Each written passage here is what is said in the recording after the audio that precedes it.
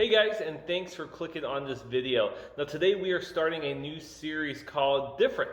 And it's all about being different and how from the world perspective, we should look completely different than everyone else because that's what Christ has called us to do. Now today we are starting off with a lesson called Different Foundations. Talking about how what we build our life on matters. Foundations matter. But let's be honest, our lives many times can be like living in a house of mirrors. We are in the selfie world, right? We are always taking selfies. We are always taking pictures of things like our food, what we're doing, where we are. We're throwing it up on social media. We're throwing it up on Instagram and on Facebook and Snapchat. There's so many things where we are constantly taking pictures of our lives and putting them on social media for other people to look at. And honestly, then we compare ourselves to other people. We compare ourselves to other pictures and say, well, how come I'm not that? How come I don't look like that, or I'm not doing that? And we are constantly living in a world of comparison. Constantly living in a house of mirrors where we're constantly always seeing the reflection of ourselves and of everyone else. And what we're not seeing is a reflection of Christ. You see, God has caused us to be so different than the world. He has told us that, listen, when you are a believer, when you are a child of His, being like the world and the things that the world does, that shouldn't be us. And I'm not saying everything. I'm not saying that we should never go and enjoy amusement parks. That's what the world enjoys. Or we should not like shows on television because that's what the world enjoys. And we're supposed to be different, right? We're supposed to only listen to the Gaithers, right? And we should only watch, focus on the family. That should be the only movies we watch, right? That's what you're saying. No, it's not. Now, there's nothing wrong with that. The Gaithers, if that's your style of music, awesome. Guys, and some of you are like, who are the Gaithers? Ask your grandparents. They know. And the second thing is focus on the family too. Great content that they produce. And if that's what you watch, awesome. It's a great ministry tool. But when I say that we are supposed to be different from the world, I don't mean in those aspects. We should be different than the world in ourselves, who we are internally. Now, a lot of what we are outwardly will be affected by what's internally. But that's really what the focus is. When we are supposed to be different and look different, I fully believe it's how we act, how we speak, how we care about people, how we love on people. And that matters a great deal, especially to God. And it also matters on the effect that our witness, the effect that our ability to speak in the people's lives is affected, is how we are different in those ways. Now today we're really going to be talking about the foundation. Here we go. The most important part of a house is the foundation. It is. If your foundation is weak and your foundation is crumbling, man, the house isn't going to stand for long. I know living here now in the coast of Texas, hurricanes are a common thing. Many of you have lived through hurricanes, or you've heard people talk about hurricanes. And what happens, unfortunately? Some of the homes, some of the buildings don't make it. They don't last. The wind comes, the rain comes, and they're just blown down and they fall over. And why is that? Because the foundation that they were on was not strong enough to withstand that hurricane, to withstand the winds, and to withstand the rain. And guys, we're going to look biblically at that story where the Bible talks of a great storm. Was it a hurricane? I don't know, but it talks about something that's very familiar with it. And guys, where we find that at is in Luke chapter 7, verse 24 through 27.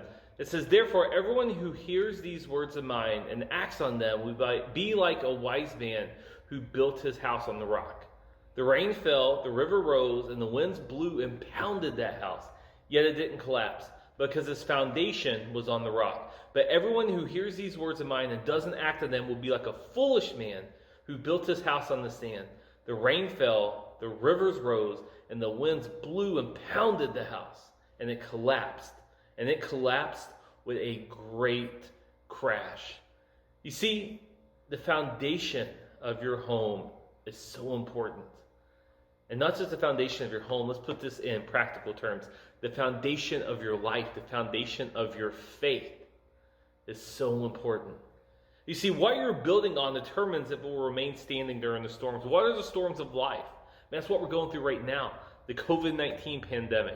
When you deal with things in life, when you deal with broken relationships, when you deal with broken friendships, when you fail at something, when you get knocked down, when you get sick, or you lose somebody, or you lose something. It's all these frustrating things that happen to us each and every day. Those are the winds. That's the storm. And when those things crash at us and hit on us, and we just struggle, guess what? The foundation your faith is built on will determine on whether you're going to last and you're going to stand strong, or if you're just going to crumble, or you're just going to fall apart.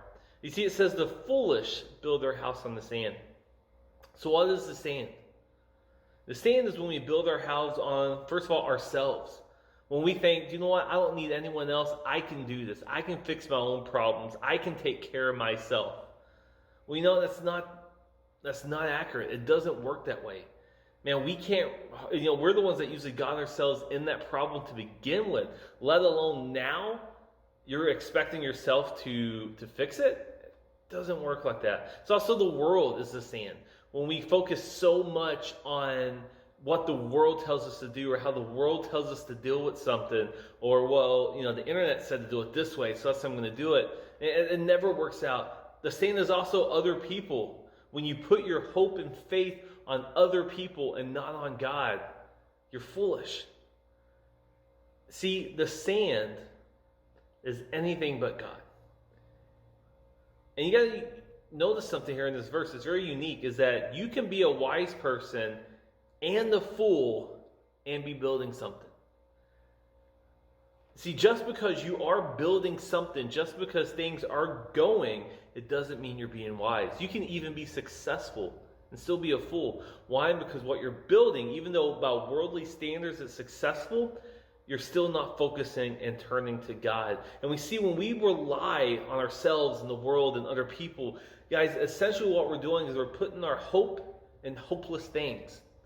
We're saying that we believe that this thing can save us when it can't. And guys, every single time that storm comes, every single time the waves hit and the hurricane comes and the wind blows, you're going to crumble, you're going to fall. And you might not be completely taken out, but you're going to be damaged. And it's going to be hard to come back from it. So what is the rock then? Well, guys, we know the rock is unshakable. The rock is unmovable. It's the truth of God. The rock is God. When you build your life on the foundation of God's truth, on the foundation of God's word, and on the foundation of saying, you know what? I'm going to do everything I can to make sure that I am following after God, living the life that He wants me to live.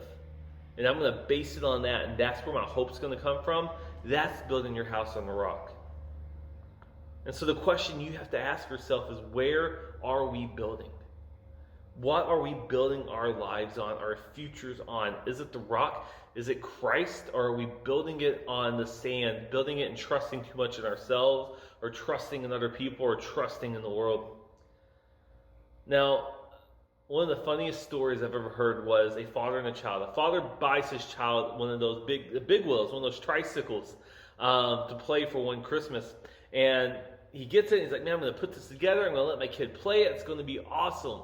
Guess what happened? He builds it and he puts it together, and he spends like 2 hours just on the handlebars alone, because he's trying to do it himself, because he's trying to put it together with his own understanding. And his wife comes out and says, hey, why don't you just use the manual? Don't you think that the person who designed it, the person who created this, probably has the best way, the best plan on how to put this together? And after much relenting, he said, you know what? You're right. And then after, just much hesitation, he finally said, you know what? You're right. And guess what? He got the manual, he followed it, and it took him 30 minutes to put the rest of that bike together. You see, he could have gotten it done fast from the very beginning by just following the manual. He could have got it, and he could have put it together, and his kid could have been enjoying it, but he didn't. He didn't turn to the one who created it. He didn't turn to the one who designed it. He said, you know what? I can figure this out. I got this. I don't need help. And he failed. It took him forever. It caused frustration. It caused anger. It caused doubt. You see, so many things happen. Why? Because he tried to rely on himself. What's my point? Is that we can spend a lot of time trying to build something that will not last and is not being put together correctly because of our own understanding of the world. Because we're trying to do it based on what we know. We're trying to do it by ourselves. Or we can go straight to the manual and get it done a whole lot quicker. Meaning we need to trust that the life maker, that's Jesus Christ, that God has a better understanding of how to put our life together. And we need to trust in that and realize that, you know what, he knows way more than I do. He has a way better understanding of this problem and how to solve it. And so we need to learn to go to him and put our foundation, put our trust in God and put it on the rock. So the main point of all this, what I'm trying to say is we need to be obedient to God's word. Obedience is how you experience the freedom. Guys, when you want to be free, you obey. Does that make sense? You want to be free, you obey God, and you will find it. Why? Because he frees you from the weight of sin. He frees you from the weight of trying to do this on your own and saying, you know what? I'm free now because I know that my Father, I know that God has this, and I'm going to put my trust and faith in him. You see, we would rather be free and do whatever we want to do when we want to do it, right? That's who we are. We want to be free. And I want to say, I want to do what I want to do when I want to do it. And I don't want anybody telling me otherwise. Guys, that's not freedom. That's chaos. That's hectic. That's insane. But freedom is being obedient to God and following what he tells us to do. And then you will truly be free. You see, guys, you understand, whatever king you let rule your life will determine the outcome. Whatever foundation you let become your focus and you build on will rule your outcome. If you put it on the rock, you put it on God's word compared to putting it on the sand, which is the world's word. It makes such a difference, because if you base it on the world, you're going to follow the world. You base it on the rock, you're going to follow God. And it's a choice that we have to make. And the choice is which one are we going to follow? Which God which God do we choose to follow? Because many times we make ourselves or make the world a God. In Matthew 7, verse 24, God says, therefore, everyone who hears these words of mine and acts on them will be like a wise man who builds his house on the rock. You see, so many times we want to kind of build our foundation on the sandy rock, right? That's where we want to follow God, but we're not ready to give up everything of our old life. We try to make the two work together. Well, that's the sandy rock, and we try to build it on that. Guess what? Even that's a recipe for disaster. It's not going to work. Why? Because God calls us to be fully obedient. He says not only those who hear, but those who do, those who obey my commands, are like the wise who build their house on the rock. And as we know, obedience brings freedom, not bondage. And Dr. Tony Evans, he is a great speaker. He's a pastor up in Dallas. Now, he used an analogy one time that his son shared. And he said Dr. Tony Evans would take his son and take him to Dallas as they were building these big skyscrapers and kind of watch and point out these things. And he would point to a certain skyscraper and say, you know what, I know that one is going to be a tall building. And his son was like, well, Dad, how do you know that? He goes, because look how deep they're digging down. He said the deeper it goes down, the higher the skyscraper will go. Because you're building that strong and deeper foundation. You see, in the Christian walk, in our faith, it's the same way. If you want to soar high, you got to first dig deep and build that deep, solid foundation on Christ. Because a shallow foundation will limit how high you can go. So your depth means everything. So guys, be intentional in your obedience to God.